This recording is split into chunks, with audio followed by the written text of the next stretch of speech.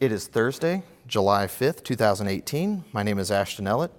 This is the Two-Party Georgia Oral History Project sponsored by the Richard B. Russell at the University of Georgia. Joining me today is Secretary Tom Price. He's an orthopedic surgeon and former Emory University professor who has also worn several political hats throughout the years here in Georgia. He was first elected to the Georgia State Senate in 1996, became Senate Minority Whip in 1998, and Majority Leader in 2002. Voters in Georgia's 6th Congressional District elected him to succeed Senator Johnny Isakson in 2004. Once in Congress, Representative Price served as chairman of the Republican Study Committee, as well as the chairman of the powerful House Budget Committee. He is, of course, also the former United States Secretary of Health and Human Services. Honored to have you here, sir, in your former stomping grounds here in the Senate chamber. Good to be here. Brings back many memories. Oh, I'm sure. And we'll take that stroll down memory lane for a little bit here. I was wondering if we could begin. Tell me a little bit about your childhood, your upbringing, and sort of what brought you down south. Yeah. Much like me. Two former Great Lakes staters sitting here talking Georgia politics. Well, I was born and raised in Michigan. My dad grew up in Ohio. I was born on a farm in the central Michigan area. Fowlerville was our town. My mom was from southwestern Virginia, Roanoke area. After World War II, she moved to Toledo, and that's where she met my dad, and they got married in 1947. I'm the middle of 5 kids. I have an older brother and sister, and a younger brother and sister. I was born in 1954. And as I said, grew up on a farm for the first 5-6 years of my life. And then my dad, at the age of 36, decided that farming wasn't for him, and he went back to medical school at the age of 36. His father was a physician. My grandfather was a physician.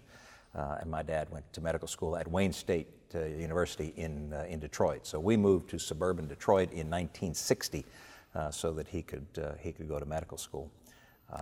And I was, as I say, raised outside of Detroit. Mm-hmm. I remember those years fondly. It was kind of the halcyon days of Michigan and Detroit. The car industry was booming. It was an idyllic childhood where, as folks will recall, those times you went out and played during the day, and you came home when the street lights went on, and nobody worried about anything. We walked anywhere we wanted to go. It was just it was a remarkably wonderful childhood. I went to the University of Michigan undergrad and med school. Was in Ann Arbor from 1972 to 1979. During my younger years, we would always summer at Virginia Beach. We would drive down from Michigan. My mom and the kids. My dad came in frequently because he was either farming or he was in medical school. And I remember thinking way back then, and my mom tells me it was the age of 6 that I announced to her that there's no reason that we needed to live in Michigan. We needed to move to Virginia. And so I had a southern sense about me because I loved those summer days at Virginia Beach. And we would pick my grandmother up in Roanoke and drive over to Virginia Beach and spend anywhere from 4 to 6 weeks at the beach. It was really remarkable. And so I developed a fondness and a love and an appreciation for Virginia and for the South. So when I vowed that when I was able to make my first independent decision in life, truly independent decision, that I was coming south. And that decision was my residency for orthopedic surgery. So was that? I have several friends who are doctors, and there's always the breath holding. Where's the residency? Where's the internship? Match day. Yeah. So, did you select all schools or hospitals in the South? Was that your? I interviewed from Richmond South. Okay. I interviewed at the University of Richmond, at Duke, at Chapel Hill, at Emory, Grady, in Gainesville, in Florida, at Charity Hospital in New Orleans, and then all the way over to Galveston. So those are the institutions that I interviewed in, and I wanted to come to Emory. I wanted to come to Grady. Initially, I wanted to be a trauma surgeon. And Grady is kind of known for its trauma, and so that was what I wanted to do. There was a professor there at the time, Harlan Stone, in general surgery, who was really on the cutting edge of trauma surgery, and so I thought that would be an incredible place to have an opportunity to take my residency. So I matched on that fateful day, March 15th, at Emory and at Grady. Moved down here in July of 1979, and was just ecstatic to have the opportunity to train and learn at Emory and at Grady. Spent the next 5 years, 1979, 1984, in my residency. I switched to orthopedic surgery in my internship year. Right. I developed an affinity and a fondness for orthopedics, and felt that it was a better fit, and so I did my general surgical internship in 79 and 80, and then on July 1st, 1980, began my orthopedic surgery residency, which lasted 4 years until June 30, 84. Is it too long of a question to ask why orthopedic surgery?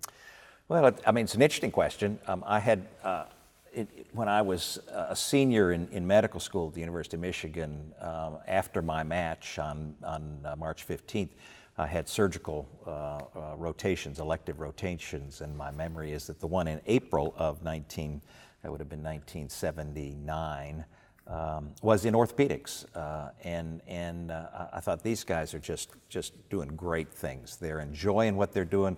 They're helping people. They're curing people. Kind of scratched that type A itch that I have, which is to identify a problem, solve a problem, and then move on.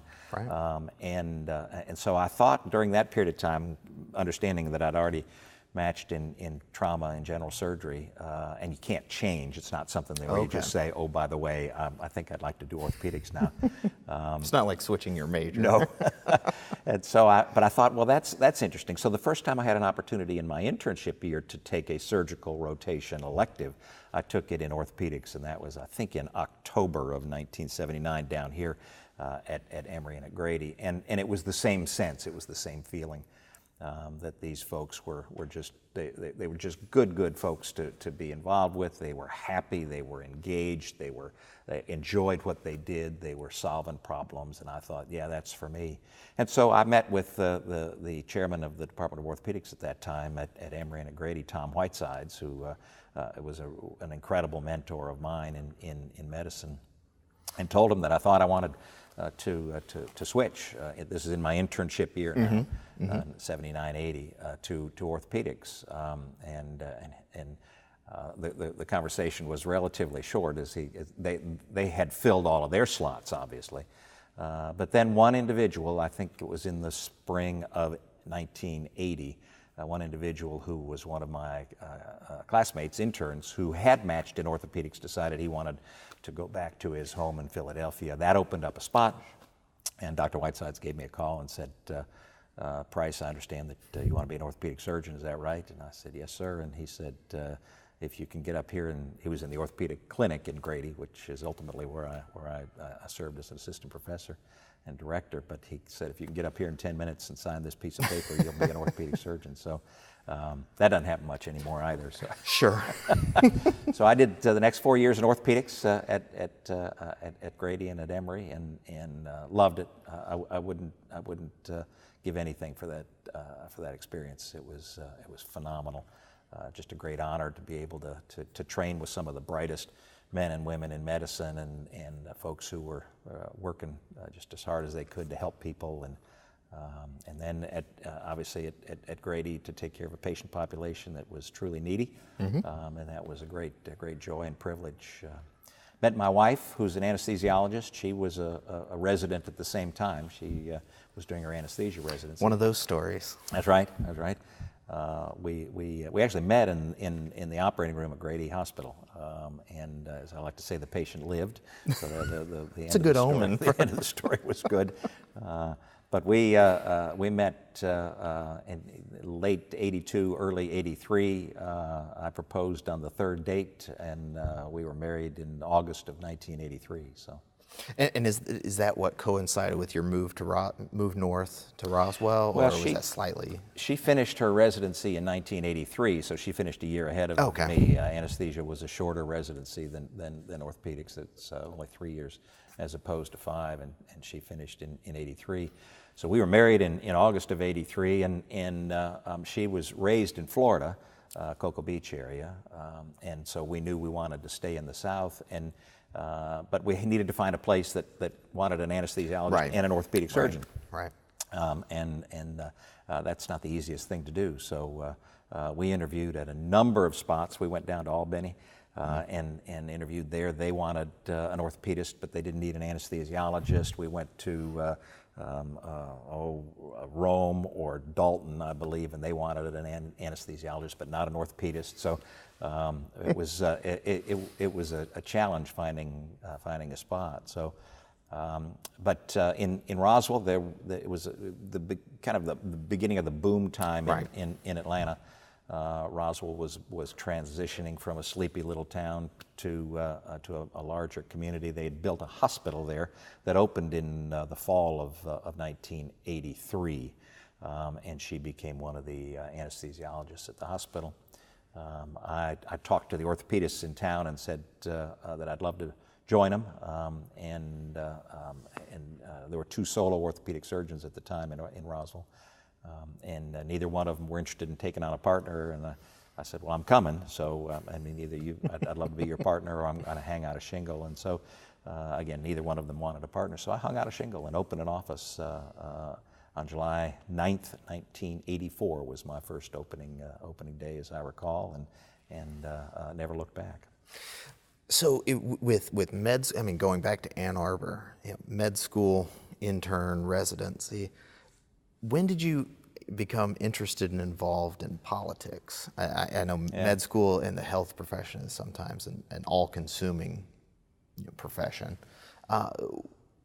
When did you get interested or become attuned, I guess, to politics, either local politics in Roswell or state politics here in Atlanta? Well, I grew up in the 60s, and if you were paying attention, you were involved in politics. And I remember as a young child, the day that Kennedy was assassinated. I remember vividly the day that Martin Luther King was assassinated, that Robert Kennedy was assassinated. My parents split in 1965, but my mom was actively involved in causes, if you will.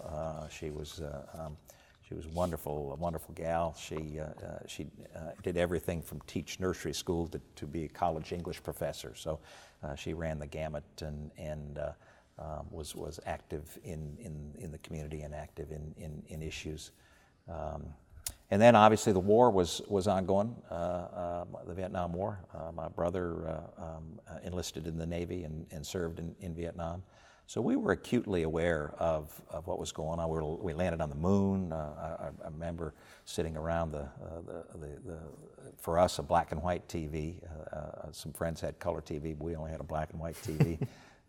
And watching the landing on the moon in 1969. The Detroit riots occurred in '68. There were a time when it was clear that there was a lot of unrest. Viola Liuzzo was an individual who helped the Freedom Riders and who'd come down to the South during that period of time. So if you were paying attention, you were involved in politics. And so that was kind of, I guess, piqued my interest.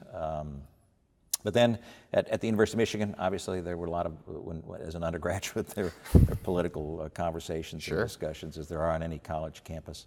But as you say, I threw myself into my medical studies and kind of put that off. Although in 1972, in my senior year in high school, I guess I was giving my government teacher fits, and she decided that she needed to do something with this kid, and so she had found a program called Washington Workshops that was a week study for high school kids in Washington, D.C.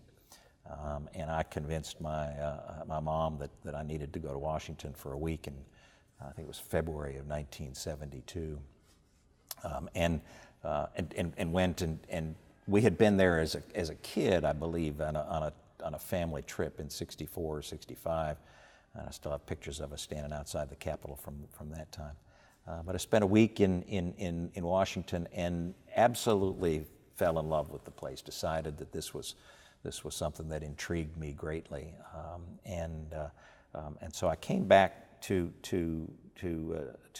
home to Michigan, and told my mom that I needed to go to Washington for the rest of that final semester of my senior year of high school. I'd already been accepted to an accelerated pre-medical program, so I'd already been accepted basically to medical school out of high school. Wow. At Michigan. It was a program that no longer exists there, but it was a combined both undergraduate and medical school. Okay.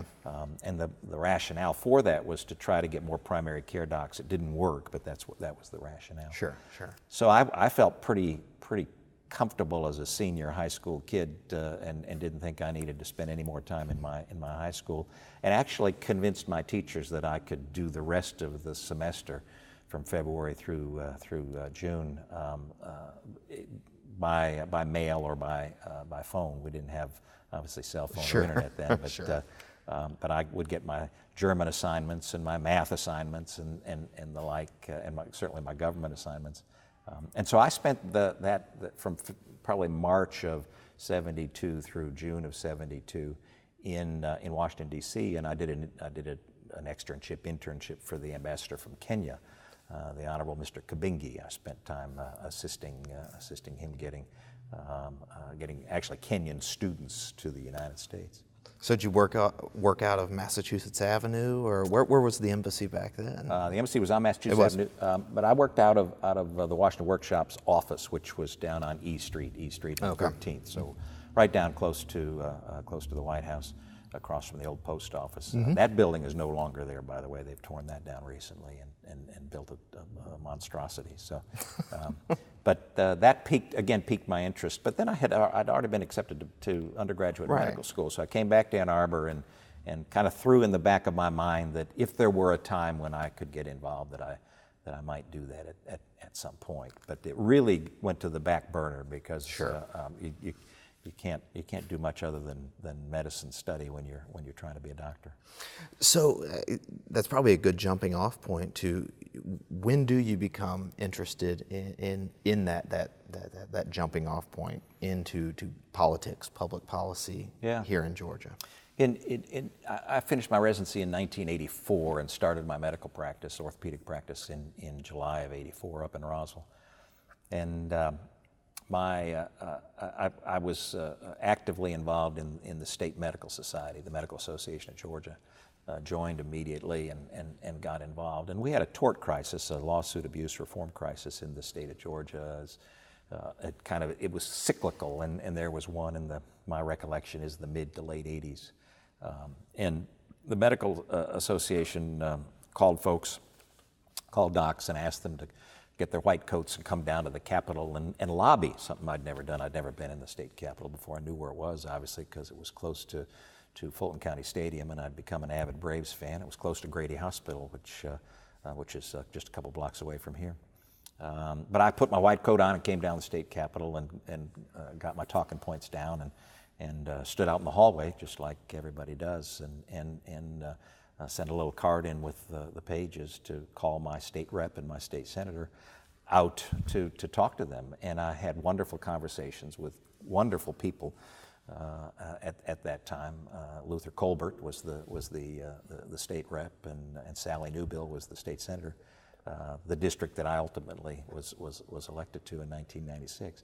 And they were just very gracious and kind, but they clearly didn't have a deep fund of knowledge about what it was that, from a medical perspective, we thought needed to be done to help solve the tort crisis.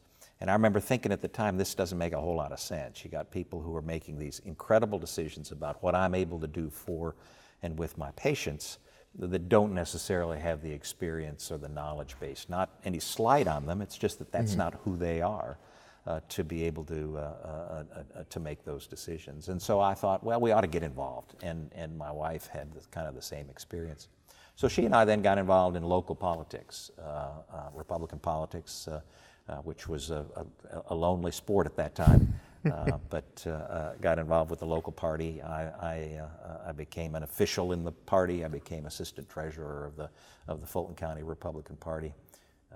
Was a delegate to the county and the state conventions and the like, and so that was my entree. And then over a period of time, some of our closest friends became folks involved in the political process. Sally Newbill became a dear friend, and she was ultimately the one that suggested that I run in 1996 because she wasn't going to run for re-election in 1996. When you're up in Roswell, sort of the local party, North Fulton County. Compare and contrast the politics of your neighborhood, your communities, with sort of the prevailing political winds in Georgia in the 1980s and early 1990s. Well, it was an exciting time. I mean, you could sense that things were moving. Remember at that time that Newt Gingrich was the only Republican member of the House of Representatives from Georgia who was a Republican.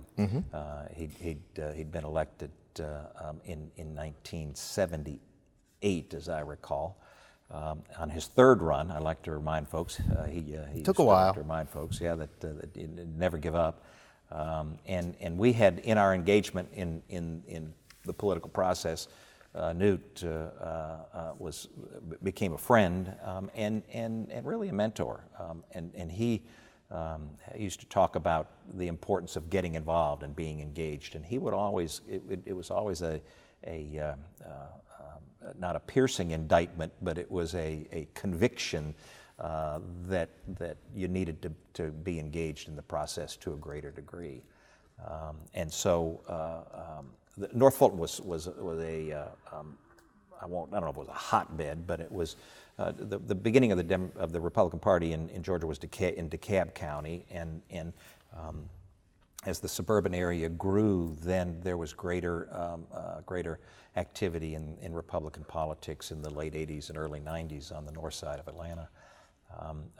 There was a push for Milton County at that time. Mitch Scantalakis, who was, and I don't remember exactly when he was running for Fulton County Commission chair, but that was a big issue, and that was probably 90, 92 time frame. And so it was an exciting time, a lot of energy, a lot of enthusiasm, a lot of passion. And then, of course, the Republicans took the majority in Washington in 1994.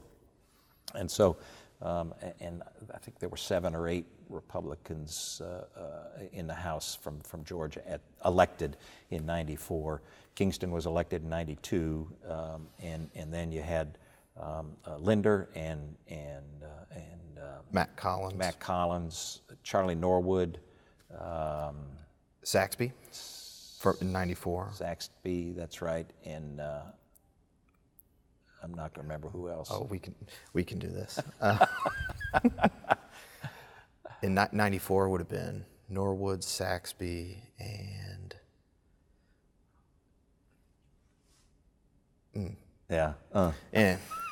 and then obviously Nathan Deal switched parties in April '95. That's right. Yeah, and then Coverdell was elected to the Senate. Bob Barr. That's right. So anyway, it was an exciting time, and I actually went to Washington for Newt's swearing in, and that was a grand occasion and a lot of celebration then. So it was a vibrant time for Republicans in the state. It was a vibrant time for Republicans in the nation. You sensed that the South was becoming a more mature two-party system, and that Republicans could be competitive anywhere. So it was really thrilling. So as you said, Sally Newbill, she retires in '90. I think she was moving to Virginia, moving out of state. She had been the first Republican woman elected to the state Senate in either '88 or '86. What made you jump into that race? Was that something that you came to the decision that you were doing this, or something that you were dragooned into by friends and neighbors? What made you jump in? Yeah, no, it was Sally herself. I was, as the old Peanuts cartoon strip goes, it was a cold and rainy night. It was in December of 1995. I was seeing patients in my office, and I got a call from Sally, and and she said, I need to speak with you as soon as possible. And I said, sure. And she said, let me buy you a piece of strawberry pie up at the Shoney's on Holcomb Bridge in Roswell. And I said, that's a deal. And so I went from the office to that afternoon. And as I say, it was cold. It was December. It was dark. It was cold and raining. And I thought, well, this is kind of a miserable night. And I was convinced that she was going to ask me to be her finance chair for her reelection in 1996. It's kind of a logical next step for me in my involvement and engagement in the political process. So I sat down and she said, nobody knows this, but I'm not running in next year, and I think that you need to run for the seat. And I said something like, "You're crazy.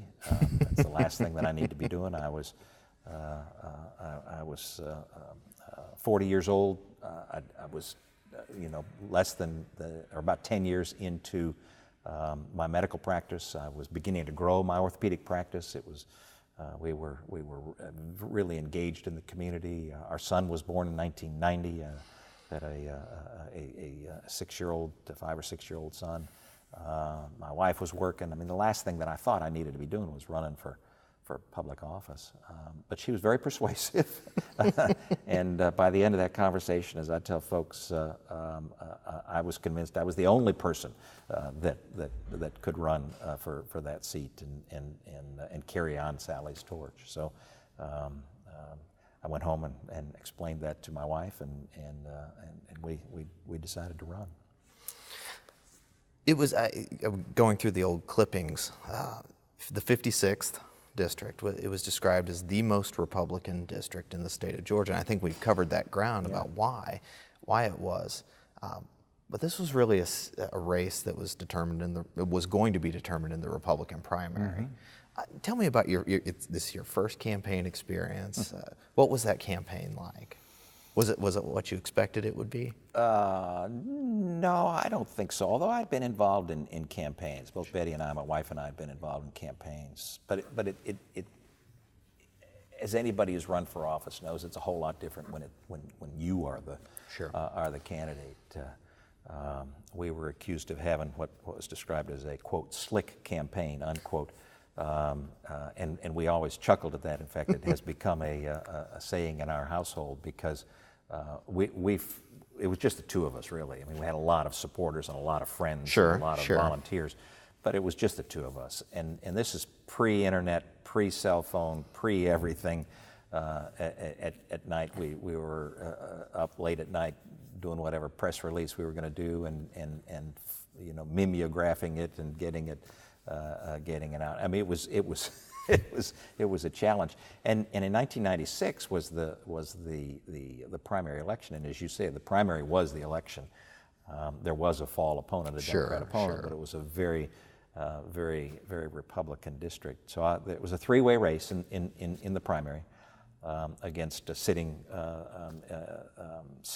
Fulton County school board member and then a member of the community. And we just worked our tails off. And as I said before, as a Type A surgeon, I just tried to figure out what was needed to be done to successfully complete the task. And we just worked harder than anybody else. Mm-hmm. But it was really a challenge because '96 was the Olympic year. Right. So that's right. There was the timing of the primary. The primary was the Tuesday before the Olympics opened on the following Friday in Atlanta. I'll tell you, nobody was in town, and nobody was certainly interested in a race. And this is before early voting.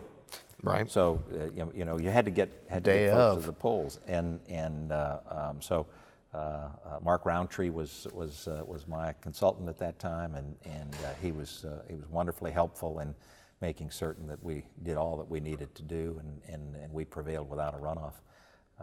I remember after that election, I talked to Sally Newbill and said, "Now what do I need to do for the fall election?" I said, because I took a couple months off from my medical practice to run that race, and I asked her what I needed to do, and she looked at me and said, "Go fishing."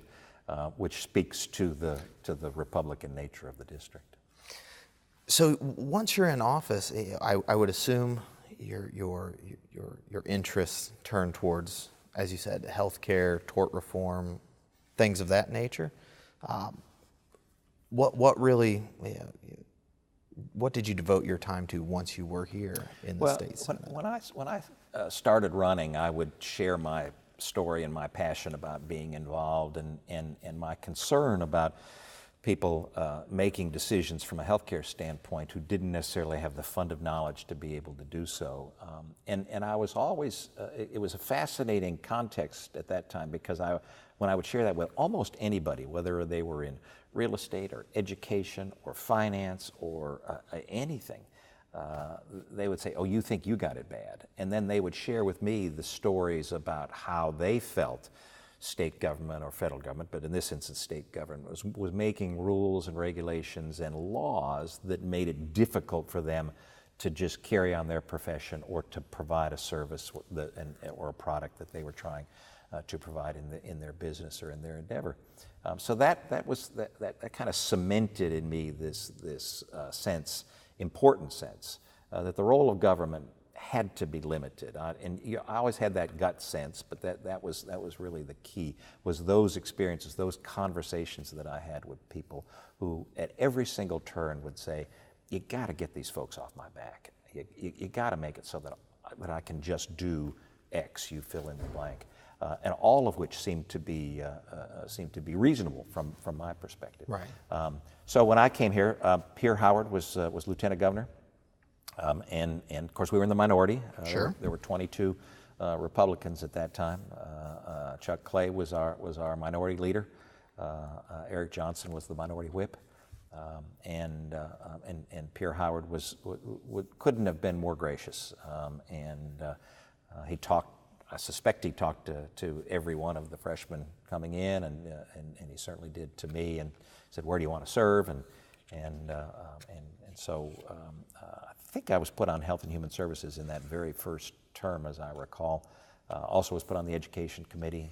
I had an interest in education, but recognized relatively quickly that in spite of Lieutenant Governor Howard's wonderful, warm personality and magnanimous nature, the minority was not the most comfortable place to be, and that kind of catapulted me into my next endeavor.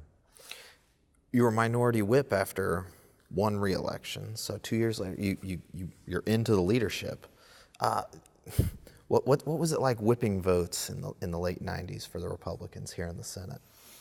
Well, that whole process was fascinating, because what happened in 1998 in the elections. Remember, we had won. The Republicans had won the majority in Washington in 1994. Right. And Georgia had become a majority Republican state from a legislative standpoint in Washington. So the majority of the state of the legislators in Washington were from the Republican Party. Mm-hmm.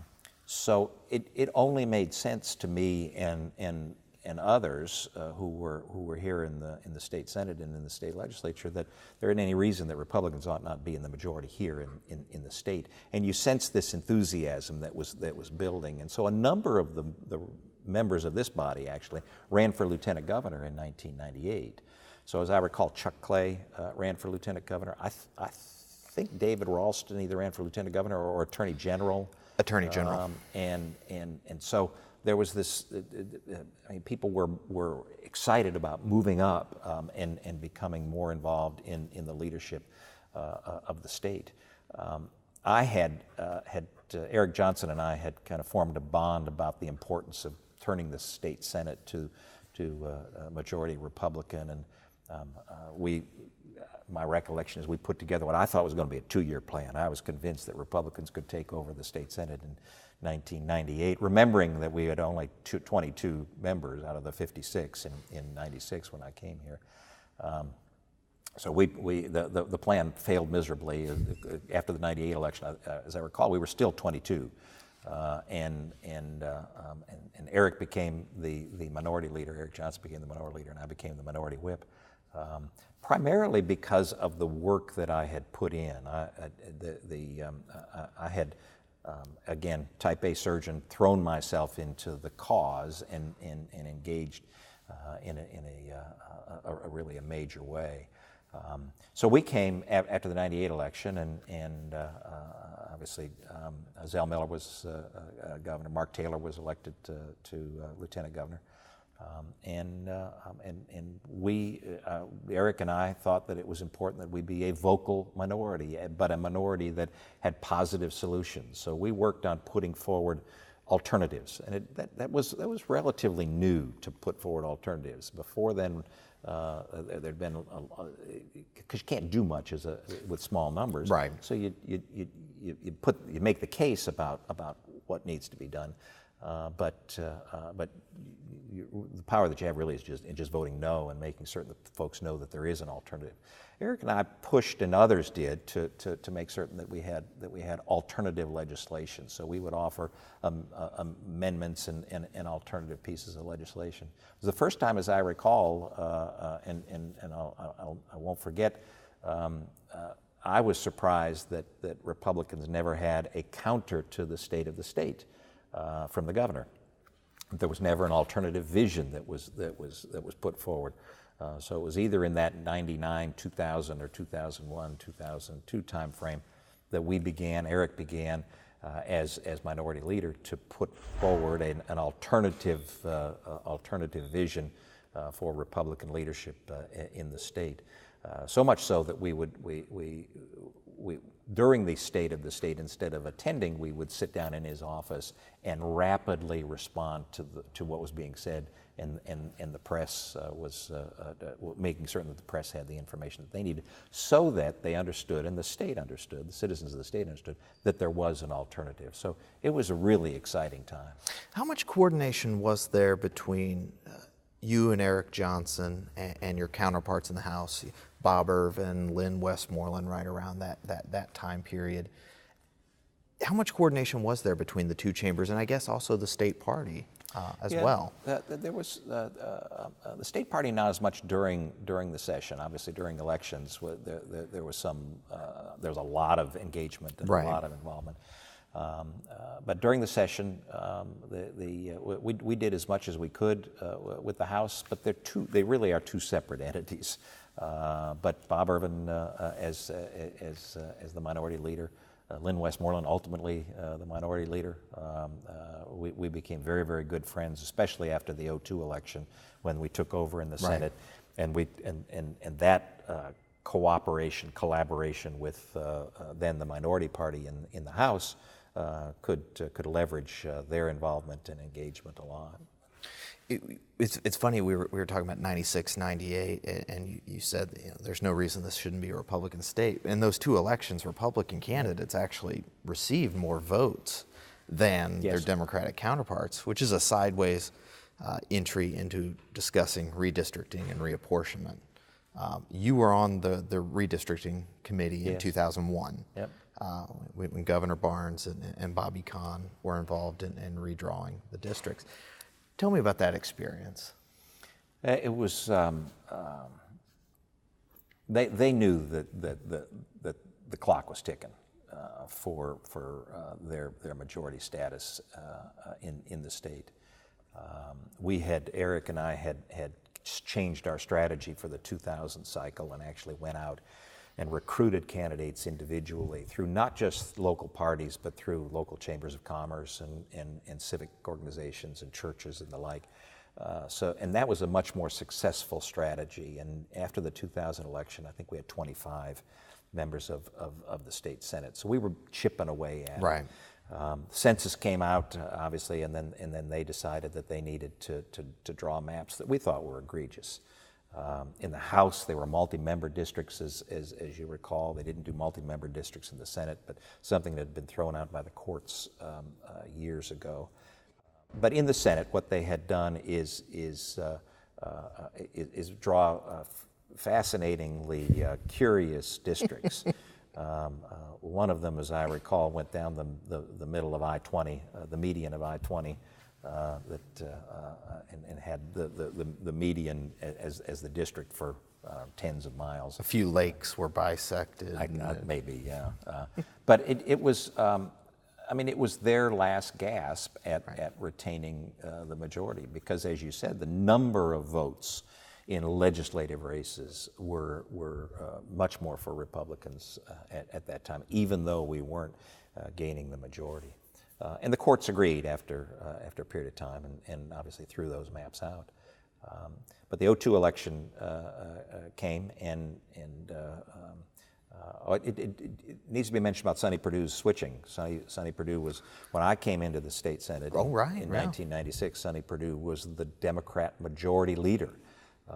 And he was, he was a foe of significant expertise and knowledge.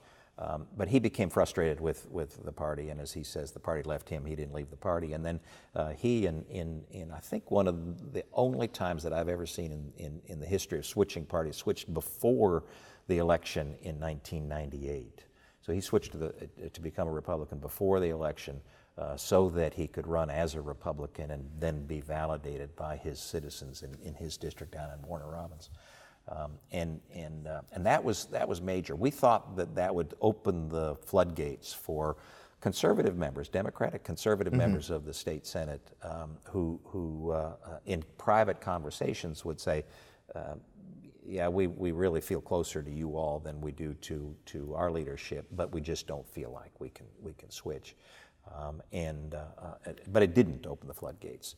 But in 2002, in the 2002 election, when Sonny ran for governor, which is another interesting story about how that came about. But when Sonny ran for governor, at the end of that night, when the polls closed, the state Senate still only had 26 Republicans.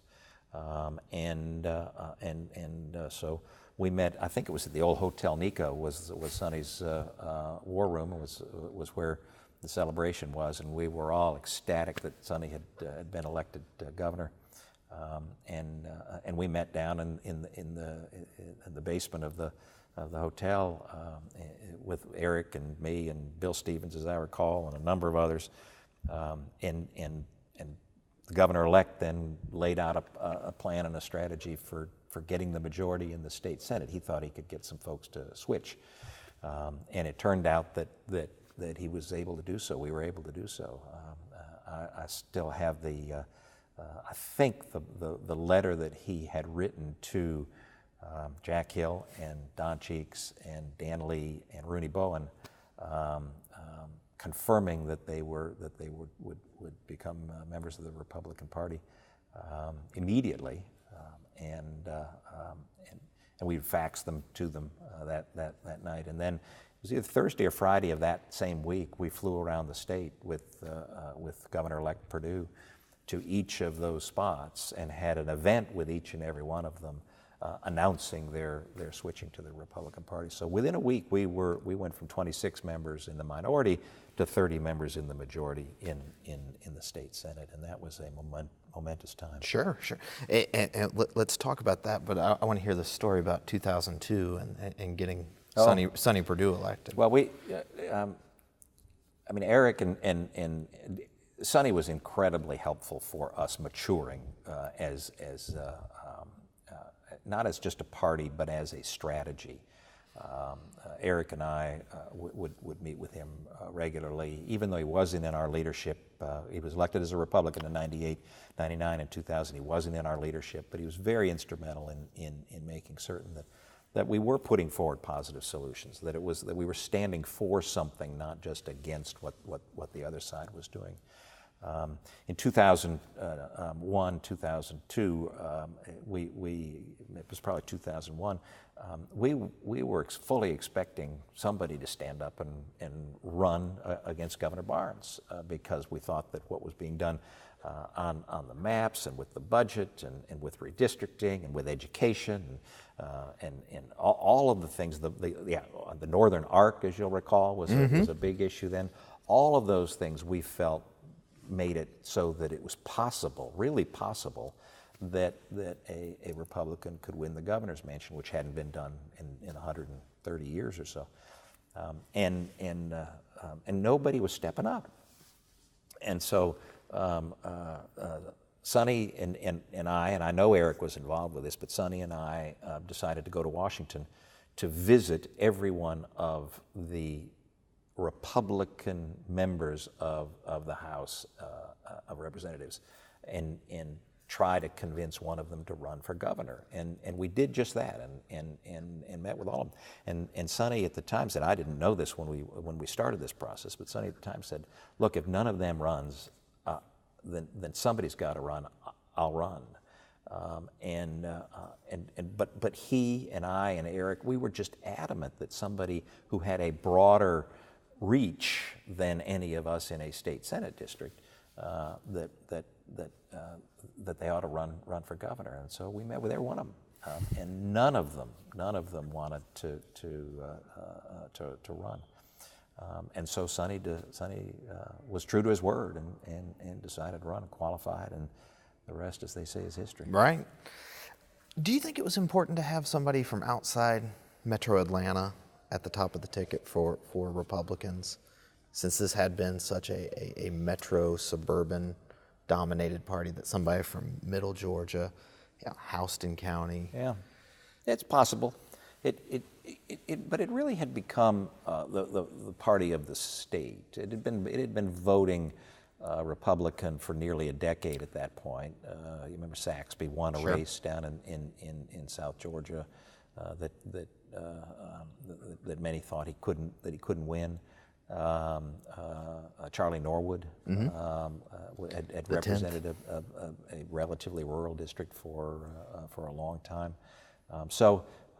It was just a realization that the votes that the Georgians were putting up for federal individuals on the Republican side, it needed to be translated to votes for Republicans at the state level as well. So, and Paul Coverdell was instrumental in making certain that there was this continued growth of Republicans running for office at the state level. He was an incredible leader, just an incredible. When was leader. the first time you met Paul Coverdell? Because he was one of those foundational figures. Yeah, in the 80s. Party.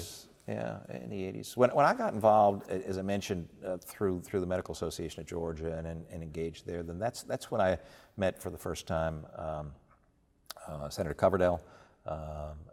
It's the first time I met Johnny Isakson. Actually, I actually met Johnny's dad before I met Johnny. Ed Isakson, his father, was in the Rotary Club that I joined in Roswell, so I knew Johnny's dad before I knew Johnny. But those folks were, Johnny had been on the ballot, I think, every year since 1974, and was just he's been a giant in Republican politics in our state. And all of them were just dogged in their insistence and their belief that Republican views, conservative issues and policies were consistent with what the state wanted, and that there was a key to being able to make this happen if we just figured out the right path. So did you actually expect Sonny Perdue to win, or were you just hopeful? Because it seems like nobody maybe except Sonny himself thought he would actually win. Well, Sonny tells that story.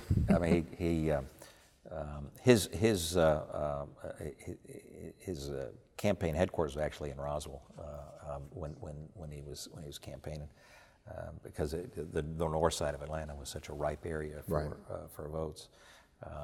But Sonny jokes himself that nobody believed he was going to win except Sonny, and Sonny did. He really did. You will never find a stronger, more positive individual in the world of politics. When other people would get down, he would say, "We're going to win this thing." And folks have to remember, and those who were around at that time, he was outspent, I think, 10-1 virtually. 20 million to 3 or something like that. It was really remarkable. And so it was a shoe leather race.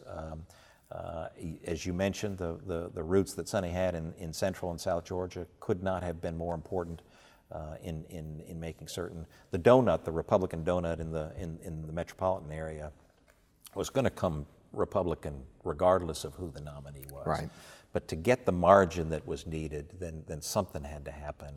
And so having Sonny with those roots and be able to tap into those roots in a way that allowed individuals the privilege, if you will, of finally aligning their federal vote, their national vote, with their state vote on the Republican side.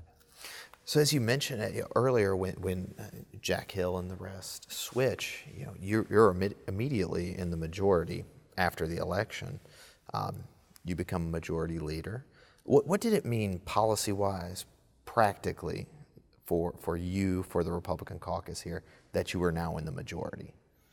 Well, it was a remarkable time because we didn't know what it meant. Republicans had never held the Senate.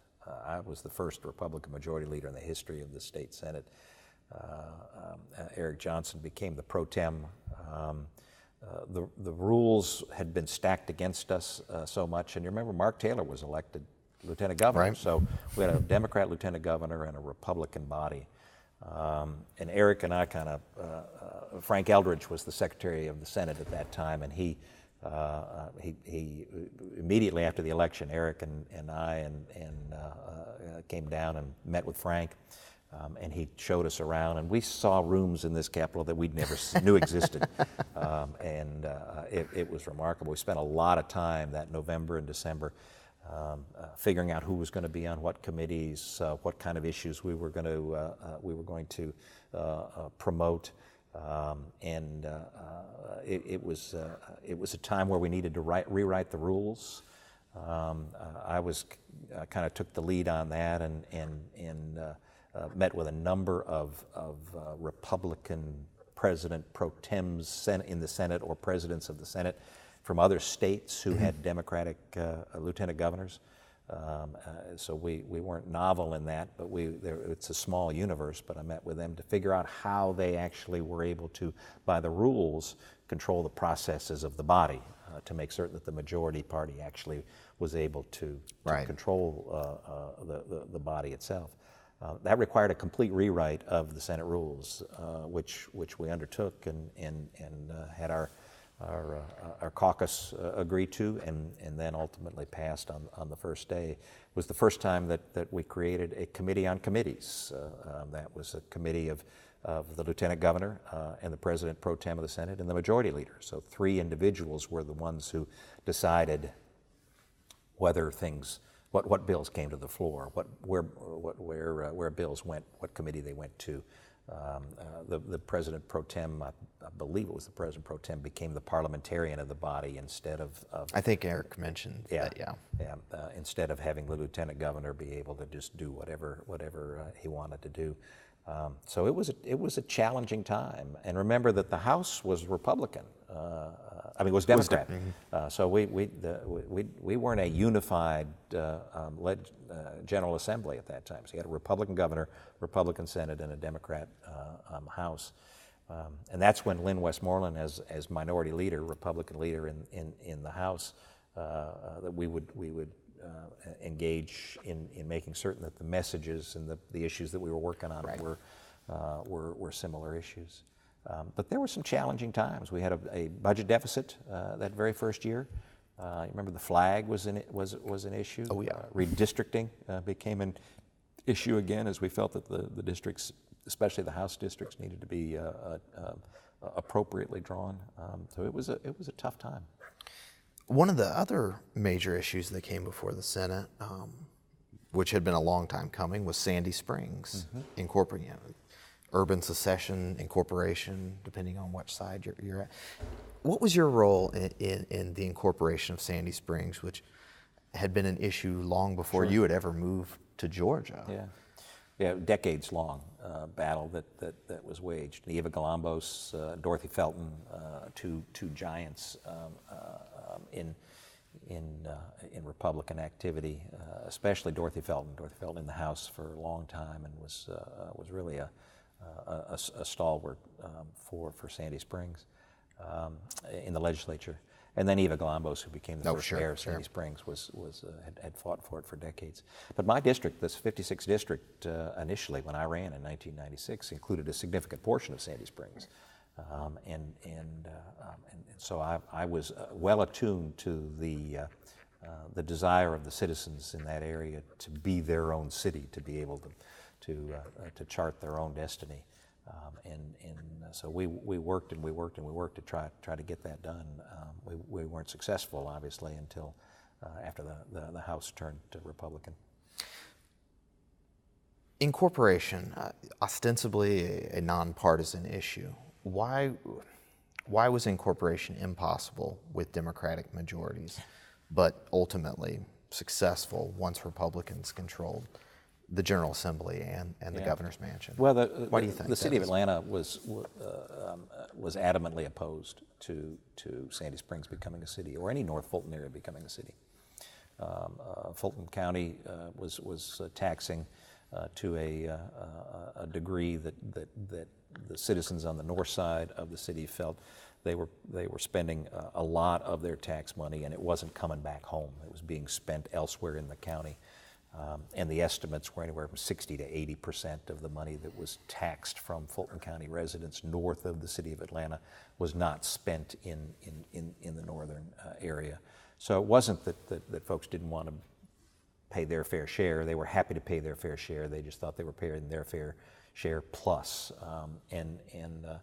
In addition to because of the burgeoning population, there were challenges in the area. There were infrastructure challenges. So there were roads and water and sewer challenges. There were security challenges, police force and fire challenges that frankly Fulton County was having difficulty meeting. So north of the river, for example, which is where the 56th district ultimately went after the 2000 election by and large, there were oftentimes just one or two Fulton County sheriffs, and that was the only that was for unincorporated areas, that was the only security that they had for there were probably at that time 100,000 plus 150,000 people north of the river. So there were needs that the citizens felt were not being met, and I think there was pretty good evidence that was the case. But the city of Atlanta and Fulton County felt that they wanted to keep it, from our perspective, that cash cow, and consequently they would not allow that to happen. You mentioned Milton County earlier. Do you envision a time when Milton County does reemerge, or do you think that may be a bridge too far? Well, it's important that you say reemerge, because, as you know, there was a Milton County right. At one point, and then during the Depression was the time when they found themselves on hard times and merged, as well as South Fulton with Campbell County. Campbell County, which is how Fulton County became the longest north to south or longest county. I think in certainly Georgia, but I think it has some significant note in the nation. I'm not sure there are large counties from out southwest west, to northeast. It's as the crow flies, a long good. way. I think it's 78 miles, as I recall, or something like that. It's a significant amount. In any event, I think that it's possible, although the incorporation that has occurred with the city of Milton, with the city of Johns Creek, right. Has made it so that there is no unincorporated Fulton County north of the city of Atlanta at this point. But it's all about what the citizens desire, and if the citizens don't believe that their needs are being met by the current governance, then it would be possible. There's the constitutional issue that has always been the challenge, is that the number of counties in the state has been set by the Constitution. So you got to figure out whether you're going to have a constitutional amendment to add a county, or whether you're going to get two counties to merge elsewhere. If only Kill Townsend were still around, we could really get the consolidation ball rolling again. Mm-hmm. So 2003 rolls around, and you decide to hop into the race for House. It would have been the sixth 6th District. And obviously Johnny Isakson is going to be running for Senate after Zell Miller retired. Right. What made you want to make the leap from state Senate to Congress? I was, it was a tough decision to make. I'd just been elected majority leader. Right. Johnny announced in January of 2003 that he was going to run for the United States Senate in 2004. So he announced early, which it was a huge lead time to the election. One of my colleagues here in the state Senate, Robert Lamoot, announced immediately thereafter that he was going to run for the 6th congressional district. But as I mentioned, I had just been elected majority leader and was incredibly honored to hold that position. I thought it was important to continue in that primary role through that first session. But I also was working at that point about 60 to 70 hours a week at a job that paid $16,000, as I recall, and my medical partners had actually had a meeting with me. This is a practice that I started, and they called me in and said, Price, you got to figure out whether you want to be a doctor, whether you want to be a politician. So I was 50 years old, and it would be 50 years old in 2004. It was the right time for me to either move up or out, and I would have been content with either. I loved practicing medicine. I loved taking care of patients. I loved the kinds of opportunities to help people in that endeavor. But I also had a passion for public service, and wanted to when the door of opportunity opens, you gotta run as fast as you can through it. So I tossed my hat in that ring, and it was an exciting race in 2004.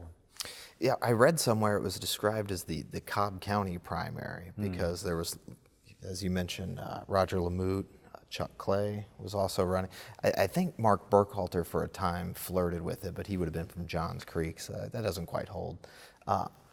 Tell me about that campaign. So where did the 6th District run back when you were running for Congress? 6th District was a Cobb County centric district. It was about 60, as I recall, 68% Cobb County. Okay. About 30% or 28% Fulton County, and then 4 or 5% Cherokee. That's the southeastern corner of Cherokee, unincorporated Woodstock area. At that time, it's changed a number of times since then, but at that time. Right, we can talk about that a little bit. So the primary was a 7-way primary. There was no Democrat in the fall, so whoever won the primary was going to be the next member of Congress. And 6 of the individuals were from Cobb County, and then yours truly from Fulton County, the lone Fulton County candidate. And it was interesting because a couple of the individuals that were in that race, in fact, 4 of us were in the legislature at the time. Roger Hines he was in the House. Right. Robert Lamoot from the Senate, and Chuck Clay from the Senate, and then me from the Senate. And then there were 3 individuals who were private sector folks. But it was interesting that a couple of the individuals in that race ran as a Cobb County candidate. But because of the time that remember Johnny had announced in January, Robert Lamoot, I believe, announced in January as well that he was going to run for the seat. I announced after the legislative session, so in April of '03. About the same time that Chuck Clay did. I don't remember whether he announced before or after me. And then that amount of time, it was a full year and 2 or 3 months before the primary. Right.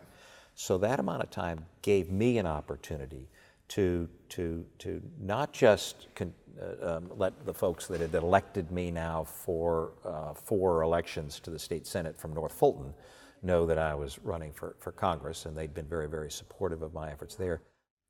Yeah, that 2004 race was a fascinating race because there were 7 of us, and the Republican primary was the race. There was no Democrat opponent in the fall. Nobody had qualified on the Democrat side, and it was a long race. Johnny Isakson had announced in January of 2003 that he's running for the U.S. Senate, opening that seat. Robert Lamoot had announced shortly thereafter, and then I announced after the legislative session. So probably in April sometime of 2003. Chuck Clay announced it about the same time, as did Roger Hines. So 4 of us from the legislative body, from the General Assembly, and then 3 from the private sector. But that amount of time then gave me an opportunity to do a couple things as the only Fulton County candidate in that race. One was to solidify the support in North Fulton area, Right. which was essentially my state Senate district. It was virtually a match. So the 28 to 30% of the district that was Fulton County, I had already been on the ballot then for 8 years. And people knew me and knew the name and knew what I had done and my commitment.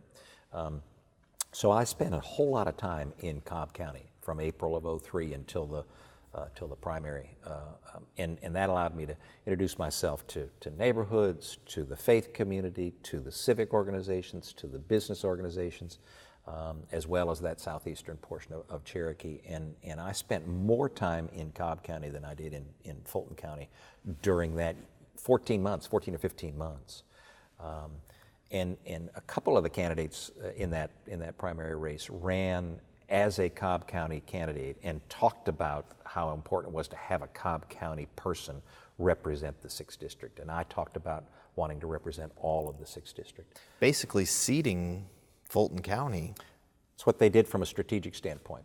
Now the interesting thing and I don't know if they had their polling and they ignored it, or if they didn't ask this question, but we talked about the growth of North Metro area. And the influx of individuals. When I moved to Atlanta in 1979, the population of the metropolitan area, there was actually a ticker out on Peachtree Road that had added population. I remember when it flipped to 1 million. I think they broke the ticker. They did, and because it was going too fast.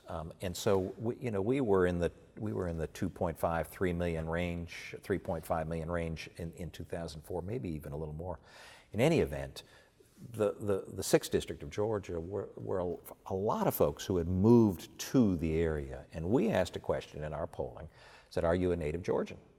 And the fact of the matter is that 80% of the heads of households at that time in the Republican primary were not native Georgians. I'll believe it. And so I was the face, from that perspective, of the 6th District. I had lived that. I'd moved to the South by choice. I wanted to be a Georgian. I wanted to be a Southerner. A long Georgia Republican tradition. Exactly right. And so in that race, it was fascinating because when they would attack me on not being from Cobb County, I ignored it completely because it didn't make any difference to the voters. And I think that was one of the real keys that happened. So that went to a runoff. Went to a runoff. I'll forget exactly the numbers, but I think I had, in the initial race, I think I was at 34%, I think Lamute was at 28, and I think Clay was at 24 or 26, something like that. So Robert Lamute and I headed to a runoff. That time the runoffs were 3 weeks, not 9 weeks. Maybe something we want to consider. I would strongly recommend going back to it. And so we just continued the race, continued what we did. It was at that time, curiously, that Charlie Norwood and John Linder, as sitting members of the House of Representatives, both endorsed me. They were both dear friends, and I'll give them significant credit in giving me the credibility that was necessary truly across the district. To be the individual to represent the 6th District. And it was an exciting night. That election night was interesting. We were at the old Crown Plaza for our victory celebration on 285, North 285. And we were in our war room as the folks were gathering to either celebrate or cry in our soup. And we knew that we had to get 40% out of Cobb County. If we got 40% out of the Cobb County vote, we would win because we felt that we would get a significant portion, about 75 or 80% of the Fulton County vote. And again, I don't remember the numbers specifically. I have them written down right here, almost on cue. You'll tell me in just a minute, because we were in the war room with my folks, and it was coming in that we were getting between 42 and 44% of Cobb County. And we were celebrating, although the news had us down by, I can't remember, it was a lot, there were like 8,000 or 10,000 votes. Just because of the precincts that had come in. That's exactly right. And Fulton County is notoriously late in coming in, so virtually none of that had come in. But we were getting between 42 and 44% of Cobb County. So we were celebrating back in the war room, or I was being told by the people who were assisting on my campaign, look, you've won. You're the next congressman from the 6th District. Well, I didn't believe them, but in any event, I put on a brave face and went out to talk to folks before the final results were in the ballroom area. It was one of the most amusing times that I've ever had in politics, because we came out convinced that we were going to win. Out in the ballroom, they were watching the television screen that had us down by 8,000 or 10,000 votes. And so my wife and I came out, Betty and I came out, and we were talking to folks, isn't it great, we're going to win, this is fantastic. And people in the ballroom would say, that's all right, Tom, you ran a good race. and so they kind of bolstered me and said, we understand it, you know, it's tough to have this kind of race. But then obviously in all one fell swoop it came in, and you're going to give me the numbers. 78.7% of the Fulton County vote and 41.2% of Cobb County. Yeah. So we were over the margin that we needed, and I think we won 54-46, as I recall. Was it 52-48, maybe in that range? I think it might have been 54-46 with So, that much from Fulton. So another thing happened as soon as that was announced, and that is that the ballroom began to fill up with folks who didn't think we were going to be able to prevail, and they came and celebrated with us. And I had it was an incredible privilege to win that night, and the honor of my elective office life to be able to represent the 6th District for 12 plus years. Now the 6th, and we've spent ample time talking about the district as it was in 2004. How did the district change between 2004 and then 2012 would have been the first re-election under your new district boundaries? No, there was a new map that was drawn, as you recall, by the courts after the 2004 election, and that increased my percentage in Cherokee County significantly. So is that the Larios case? One of the numerous cases that came out of Georgia. That's right. Those times. So it shrunk the portion in Cobb County and had a significantly greater portion in Cherokee County, and about the same, as I recall, in Fulton. But then after the 2010 census, the district changed markedly, and the district was taken completely out of Cherokee County. It became basically a Fulton County district. The East Cobb, North Fulton, most of Sandy Springs, if not all of Sandy Springs, and then a significant portion of DeKalb, which it hadn't had before. It had a little, I had in my state Senate, a little corner of Gwinnett, but this was a significant portion of DeKalb with Dunwoody and Brookhaven and the Chambly area. So it was about 50% Fulton County, then 25% Cobb and 25% DeKalb in the way that it votes. I think it was actually 30% DeKalb and 20% Cobb, but the voting was about 50, 25, 25. Right. What did that mean for you politically? It became an all suburban district then. There was no rural area. When I had when the 6th District had a significant portion of Cherokee County, then there was a rural portion of the district that needed to be represented, and I took that representation seriously and did so. But the district then became all a suburban county, and it was not unlike other suburban districts across the country, whether it was suburban Philadelphia or suburban Jacksonville or suburban Chicago or suburban Dallas or suburban Houston. All of those completely suburban districts have a unique flavor.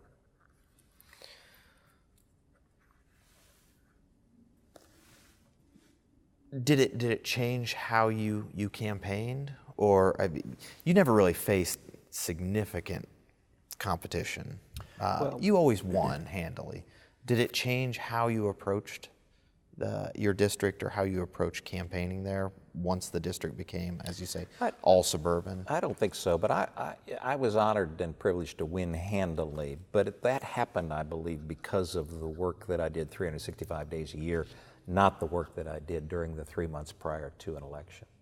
So I, as others do, took my role as a representative seriously, and so I was as omnipresent as I could be in the community, in all portions of the community. I remember when the new district was drawn, and I said, we've got to get into Cobb County, because I'd never represented any portion of DeKalb County.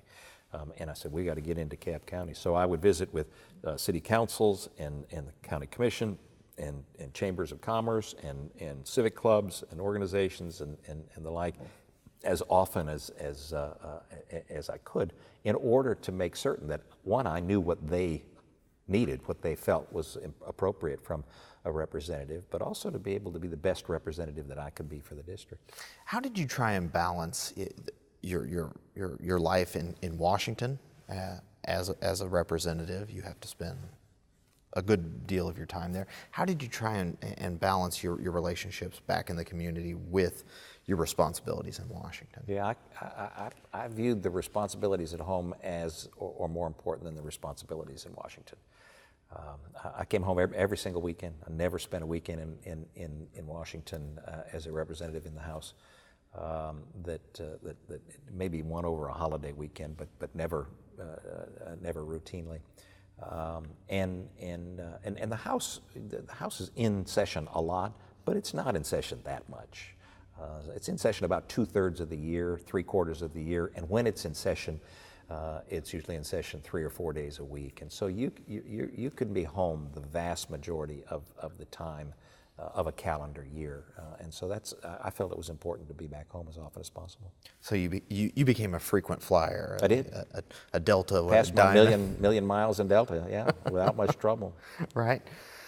So, of course, in 2016, you're reelected, 16-point margin victory, but you decide to enter the administration, Donald Trump's administration, as Health and Human Services Secretary. Why give up the safe seat in suburban Atlanta for that jump into the executive branch? Yeah, it's a great question. I entered public life, public service, wanting to do as much as I could for the people that I represented, obviously, but as much as I could for our nation. In whatever area I was given the privilege and honor of leading and serving. And I grew up as an idealistic kid. My mom was an optimist, and she said, you can be anything you want to be. And I remember having conversations with folks about, what would you want to do? What would you do if the president ever called you and said, would you serve? And of course, the cliche response is, if the president ever calls you to do anything, President of the United States, you say yes without hesitation. If the president thinks that one can be of assistance to working on behalf of the nation, to helping solve the nation's challenges and problems, then you've just got to go. And so as soon as President Trump was elected, I thought, my goodness, this may be an opportunity where I can actually have the privilege of being able to affect in a positive way, in a productive way, in a reformative way, in a disruptive way, if you will, the area of health and welfare in our nation, which I felt had been for a long time moving in the wrong direction. And so when the president-elect called and said, would you serve, I didn't hesitate. I said, absolutely. Yeah, of course, you're a private citizen. You're back as Dr. Price. And one of the questions would be, the Affordable Care Act is still in place in a form. Yeah. What do you think the future of the Affordable Care Act is going forward from where we are now? Well, the Affordable Care Act was passed, or Obamacare was passed, on a chassis that cannot survive. It was planned obsolescence. It was planned obsolescence because the party that put it in place was unable to get the votes necessary to get to what they believed is the most appropriate model and system for healthcare, and that's a single-payer system. And the reason I say it's a chassis that can't last is because the finances don't work. So the funding of the Affordable Care Act, how you make it so that individuals are able to afford the coverage that you're requiring of them is not survivable. It lasts for a period of time and then it falls off a cliff. And so the Affordable Care Act has to change because it cannot provide the services that have been promised to the citizens. And so what we sit here in July of 2018, at a time in 10 years they'll look back and they'll say, how did they make it through that in healthcare? Because it will be significantly different. Now, I can't tell you whether it's going to move further in the direction of a single payer system or whether it's going to move in the direction of a health system that I believe is most appropriate. But it's going to go in one of those directions. Has to go because the money will dictate it. The finances of the system will dictate it. And I'm hopeful that it goes in the direction of patients and families and doctors making medical decisions and not your federal government. So let's zoom out a bit and sort of try to analyze Georgia politics from where we've been and to where we're going. Why do you think Georgia as a state was a Democratic stronghold for so long? Well, the South was a Democratic stronghold for reasons that much smarter people than I have written about for generations. And I remember reading about Nixon's strategy of the ability to gain the Republican majority in the South as one of the secrets to being able to prevail nationally. But it took a long period of time for citizens again to align their federal votes, which had been Republican at the top of the ticket for a long time, with their federal votes in the U.S. House and the United States Senate, and then obviously at the state level. And so Georgia's no different than the most of the other southern states that have gone through this transition. And it will. I mean, this is a dynamic process, and so it will of necessity be moving in one direction or another over time, just as it should be, because that's. It's a representative democracy, and that's the way it's supposed to happen. How have the two parties, your party, the Republican Party, and the Democratic Party here in Georgia, how have those two parties changed since you either moved here in the late 70s, early 80s, or when you became involved in the 1980s? How have those two parties changed, either ideologically, demographically? Well, the burden of governing is powerful. There's no. I've been in the majority and the minority at both the state and the federal level. There's no more.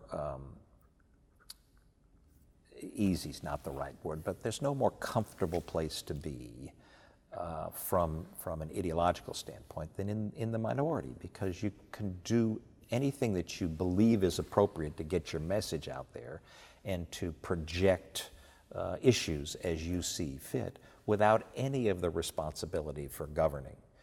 Because you don't set the agenda. You don't have to make certain that the budget balances at the state level. You don't have to, you can fill in all sorts of blanks about things that you don't have to do. And when we took over the state senate in 2002, when Senator Johnson and I gathered our caucus around, along with then Governor-elect Perdue, it was important for all of us to appreciate that there's a responsibility in governing. You've got to make sure the trains run on time. You've got to make certain that the society, the civil society, is able to function. Now, sadly, I believe that we as a society have moved in a more polarized fashion at both the state and the federal level, but much more evident at the federal level right now, because so many of these issues used to be, they weren't partisan in their nature. So, for example, in Washington, we used to talk, there used to be a water caucus that was Republican and Democrat, depending on where your geographic district was. There used to be a transportation caucus, or coalition, if you will, that would pass pieces of legislation. to solve the transportation challenges, depending on where your district was and the like. There used to be an agriculture caucus or coalition that was Republican and Democrat. There tended to be a healthcare coalition that tended to be Republican and Democrat. But we've become, over the last 20 or 30 years, much more ideological, much more partisan as a society, and you see those divisions play out right now in really destructive ways for not just the body politic, but for civil discourse. Being able to have sober conversations with people about the challenges that we face as a nation. I find that very regrettable. What do you think, going forward? We've mentioned that we're in a polarized period of American politics, and as you said, more evident at the national level. There aren't too many moderate to conservative Democrats. There aren't any really liberal Republicans anymore of the Rockefeller, George Romney mold that you grew up with in Michigan. Do you think there are issues that Democrats and Republicans can cooperate on?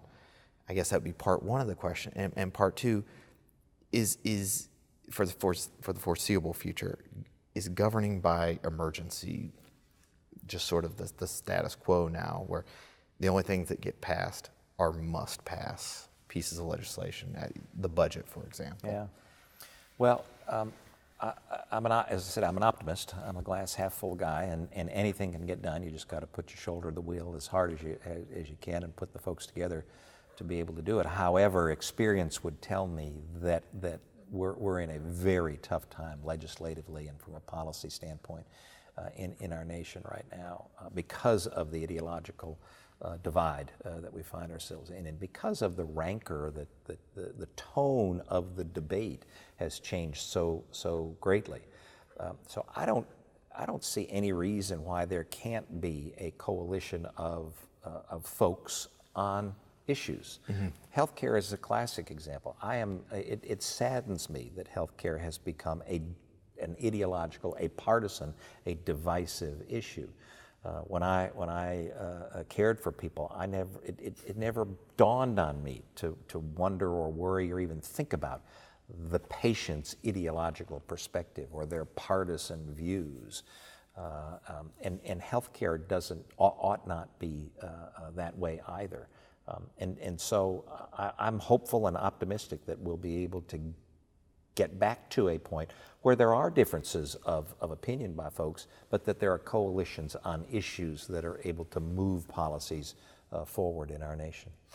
As somebody who served in the state Senate and also in Congress, Republicans control the Georgia General Assembly and Congress for the moment. What do you think the greatest danger to those Republican majorities are?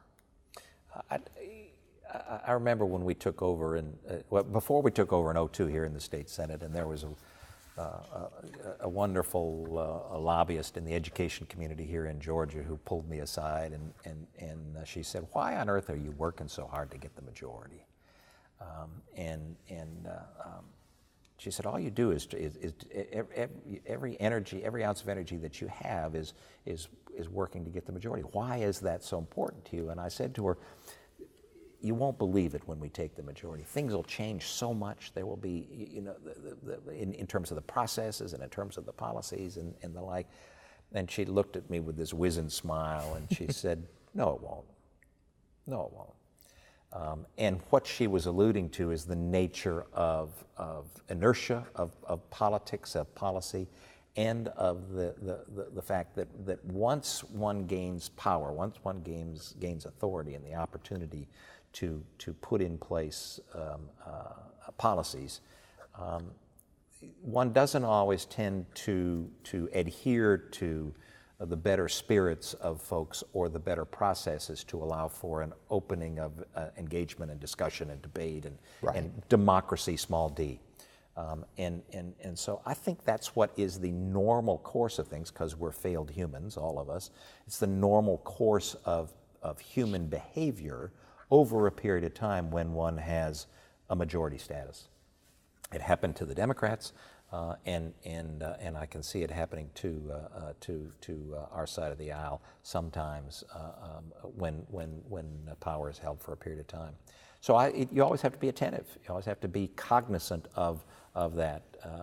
As Acton said, power corrupts, and absolute power corrupts absolutely.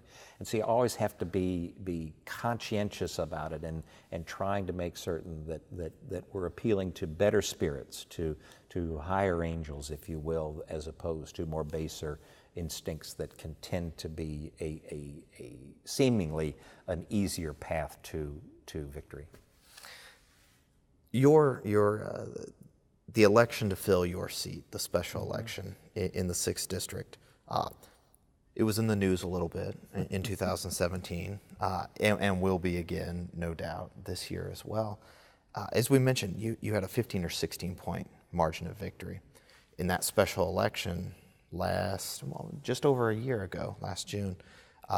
Karen Handel won by about 4 points over newcomer John Ossoff, a Democrat.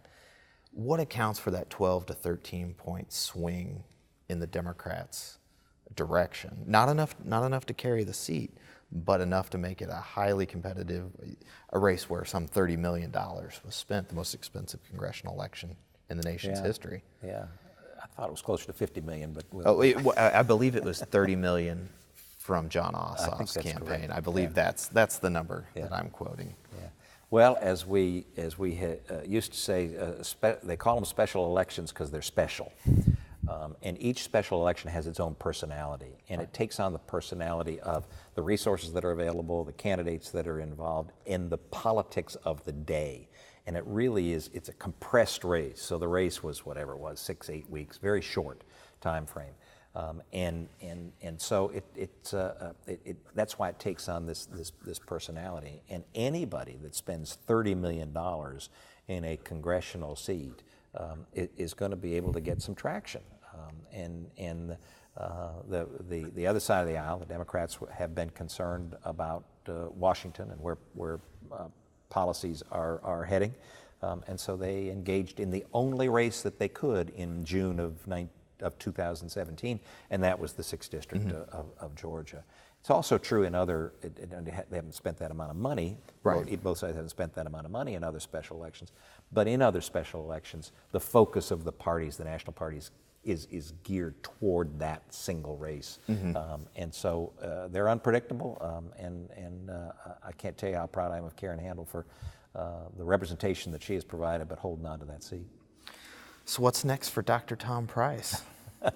Well, I hope to continue to be engaged in the public arena, but also especially in the area of healthcare, and try to continue to lead positively and put forward real solutions that I believe need to be in place in order to allow our health system to move in the right direction. Well, anything else you'd like to get down for posterity's sake while we're here in the Senate chamber? Well, I could go on and on and on, as I probably have much too long. However, I will tell you that when there are giants in the Republican Party that I haven't mentioned, and I suspect have been mentioned in other interviews that you held. But when I came into the state Senate in 1996, there were 3 or 4 folks who'd been here a long time, upon whose shoulders we stood to be able to make this a true two-party state. Jim Tysinger, one of the heroes of Republican politics, was a member of the state Senate, an engineer, a clear thinker, a more gentlemanly individual you will not find in the world of politics. Mike Egan, my county mate, Fulton County, representative Fulton County District, lawyer, was a kind of an old curmudgeon, but he had a heart of gold. And his passion for this state and his passion for Republican politics was unbounded. Joe Burton from the old DeKalb County, he was early on in the Republican Party, and Joe used to sit up in this front row here, and his passion was kids and education, especially special needs kids, he did so much to make certain that the policies that we were putting forward had a heart, And he would talk about that. And he would always remind us that it was important to make certain that what we did let folks know how much we cared. And he cared so much. But those three individuals stand out to me as some of the giants of Georgia Republican political early days. And Georgia politics, Yes. more broadly. Well, thank you very much, Dr. Price, for Thanks, taking Ashton. this morning, and I guess we're into the afternoon now, to take part in the Two-Party Georgia Oral History Project at the Richard B. Russell Library at University of Georgia. Thank you very much, sir. Great to be with you.